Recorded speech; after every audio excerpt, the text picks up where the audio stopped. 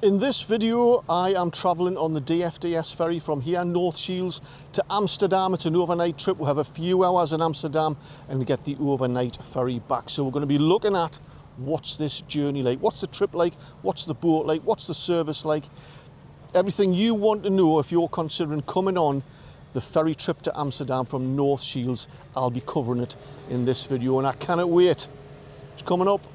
Welcome back, it's Eddie here from Tyneside Life, and yes, I got here. I actually got the metro round to Meadowell and I walked, which was about 20 minutes down to where I am now. There are other ways you can get here, of course. You can travel by your own private vehicle and get dropped off or stay in the short or long-term car parks. But there's also a bus that's put on by DFDS through Go Northern, which you can catch from Central Station. I believe there are two buses, one leaves at 2:30, one leaves at 3:15 from Buick Street, directly across the road from Central Station. It takes about half an hour or so, and it's about £7 each way, I think. But I've decided to go off-piste, and I walked. In order to get on the boat and tell you all about the trip, I need to go through to the passenger check-in terminal first. So let's see what that's all about. I'm tired, eh? Oh, I like a nana nap as well. Morning God, coming tea. Evening meal and breakfast are on there. Right. Your tea reservation will be ship time and you're 1 hour ahead as soon as you're on board. So I booked my tea for 6. So that's 5 o'clock. 5 o'clock, time. okay, Yeah, right. yeah. If you want to change it, it's not busy on board tonight, so you'll be able to change All right, it okay. once you're on there. And you see I'm in the same cabin? Same coming on your return, so you can leave. And what do I need to do about the transport to Amsterdam when I get there? Can I book that here? It's already booked. So have you got an email confirmation from us? Because you booked through in... Direct ferries I booked through, but I haven't had anything that I've I'll seen. print one off for you. Thank you. We'll just show that to the driver in the morning. Oh, great. Right. Oh, thanks very much for your help. Thank you. Thank Bye-bye. you. So that's it. We're booked through. That was really quite easy. Some of my questions were answered in relation to the bus that you get when you get to Imuden. I think that's how you pronounce it. I'll find out when I get there. So apologies if I got it wrong. So my booking fee included the transport Amsterdam and back to the ferry tomorrow. So that's great.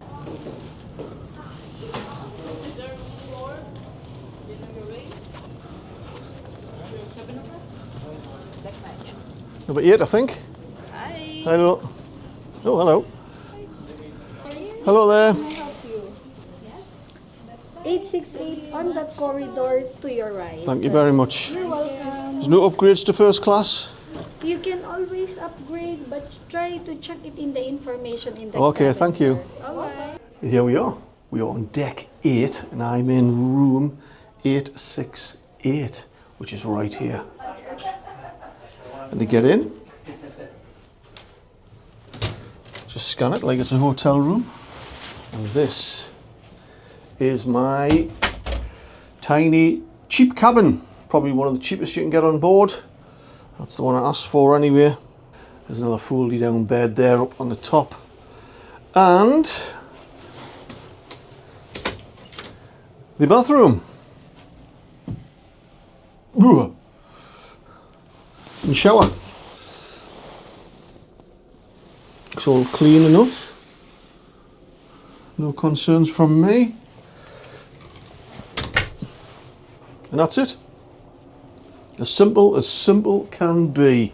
There's just one floor up from deck 8 is an observation point at the bow of the ship or ferry. I'm not sure of the correct terminology, but I do notice at the front there it's flying under a Danish flag and some cracking views down the River Tyne there looking west towards Newcastle. So obviously when we kick off in about an hour and a half, it's about 3:30 now, we're going to have to spin around 180 degrees so we can head down towards the North Sea. And on the wall just in front of me here, there's a poster with some of the wildlife that you can find in the North Sea, various sorts of dolphins and seals and even a minke whale.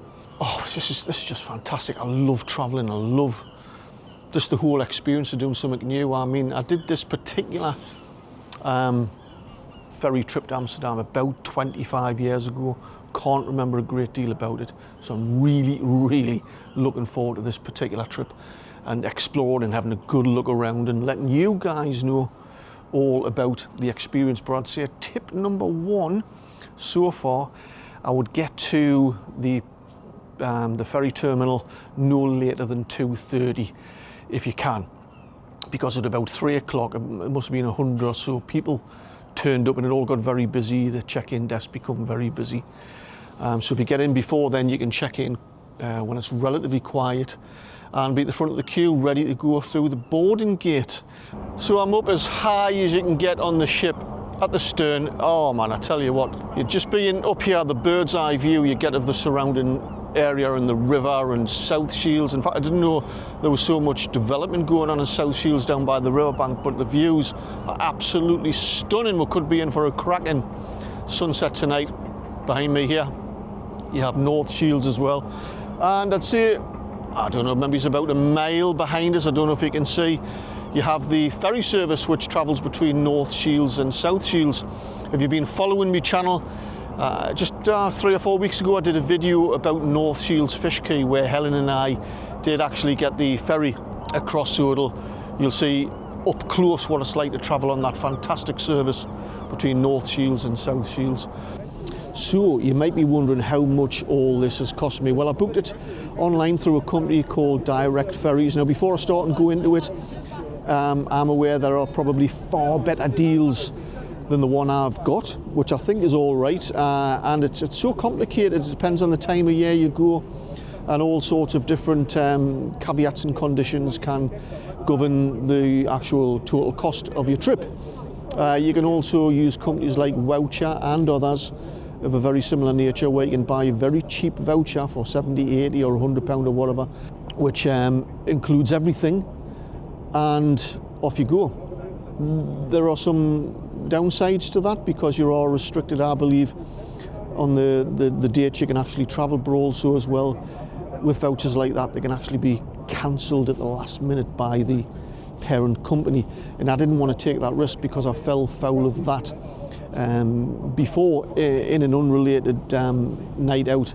So I got the trip with the cabin, the cheapest cabin, with the breakfast buffet there and back and the evening meal buffet there and back. What I didn't realise was because it wasn't apparent during the booking system, that the bus transfer from Imudin to Amsterdam and Amsterdam back to the ferry was included, because that's about on its own about £9 each return, so all of that was included. So total cost all in was £202, and I'm happy with that. I didn't mind paying a couple of £100. So it's about half an hour before kick-off, 4:30, sailing at 5 o'clock. I just noticed I look absolutely massive in this big 700 down gilet. Anyway, on deck 8 they have a cafe, and it's operated by Starbucks. I've just got myself a flat white there, but all the coffees etc are coming from a machine, which is a bit disappointing, and it's £4.65 for a flat white. But it tastes all right, but it is a comfortable environment to sit around in, lots of nice soft chairs and tables if you wanted to bring your laptop and do some work. It's ideal really. So I have just had my evening buffet dinner in the Explorer's Kitchen on deck 7, and oh my word, I didn't expect anything like that. I thought I was going to the poor people's kitchen for me tea tonight, but wow, what a spread, what an effort, what a variety of beautifully cooked food. So as soon as you go in, there's a little reception desk there, they scan your boarding card, and in you go. A member of the restaurant staff takes you to your table. You have an hour and a half allocated to you to have your meal and then plonk yourself down. Then another member of staff comes and looks after you, takes your drinks orders etc. Really friendly, spot on, really, really impressed. And oh my word, I had, well, I filled my boots really. I had teriyaki chicken with some brown rice and some chili con carne and a couple of slices of pork, and it was, oh, absolutely beautiful. And for dessert, I just had a selection, a buffet of different little cakes. So I've had my huge dinner. I'm a little bit tired, and I think I'm going to have my little nana nap. It's about 7 o'clock. Give it an hour, then I'll knock some shapes out on the dance floor. Good morning everybody. It's just coming up to 9 o'clock. In the next 3/4 of an hour or so we'll be arriving in the Netherlands. Cannot wait. So last night I went up to deck 9 where the Columbus nightclub is. and it was all right actually. It wasn't chock-a-block, it was half busy I suppose, but there's also a resident band there playing various easy listening songs and cheesy pop. Had a couple of pints of Heineken. I was really surprised because I thought I was going to be forking out about £10 a pint. £4.58. Other than Wetherspoons, you can't get anything less than a fiver in Newcastle, and usually about £6, so that took us by surprise a little bit. And this morning I had the buffet breakfast. Oh my word, just like dinner last night. The spread was amazing, the food tasted great, an abundance of friendly, helpful staff on hand, piping hot coffee, strong coffee. Oh, talking to the staff around the ship has come as quite a bit of a surprise to me, because most of them are from the Philippines. There's some of them from Poland, but I didn't expect that at all. I do know from experience, I lived in Hong Kong for 3 years, 91 to 94. There was a big Philippine community there, and as did most military personnel who were married out in Hong Kong. I had a live-in Filipino maid, so I learned a little bit of the lingo as well, and got to know that they are such lovely, friendly people. So when I found out we had Philippine staff on there, I said, "Oh, kumusta ka? Oh man, mabuti. You're funny, you're handsome, and you can speak Tagalog." Just kidding. They didn't say I was funny. And there we have it. It's about 5 to 10. We're just about to pull into dockside in Muiden in the Netherlands, and we're ready to go. The buses are beside the passenger terminal, ready to take us straight into Amsterdam. I love all that. Being ex-military, being autistic as well, I'm really impressed how efficient and organised everything is. It's well drilled, well oiled, military precision. Absolutely love it. Can't wait to get off and have a mooch around. And here we are, so it definitely pays to get to the front of the queue in these things so you can get straight off the boat, straight through passport control and straight onto the bus. So here we are in the centre of Amsterdam now, that central station just behind us there. The bus has just dropped us off. It's just after 11 o'clock. It's a bit chilly day. It's completely overcast today, and I'm going to have a mooch around Amsterdam. I'm not going to do a video footage of me little mooch in Amsterdam, because I'm coming back in about a month's time with Helen, my girlfriend, for 3 nights for her birthday. And if you'd like me to do like a proper video about visiting Amsterdam, drop us a comment down below. So the bus is going to collect us about 3:30, 4 o'clock. So I've got about 4.5 hours to have a mooch around Amsterdam. I've got 40 euros in my pocket. I don't care if I blow the lot.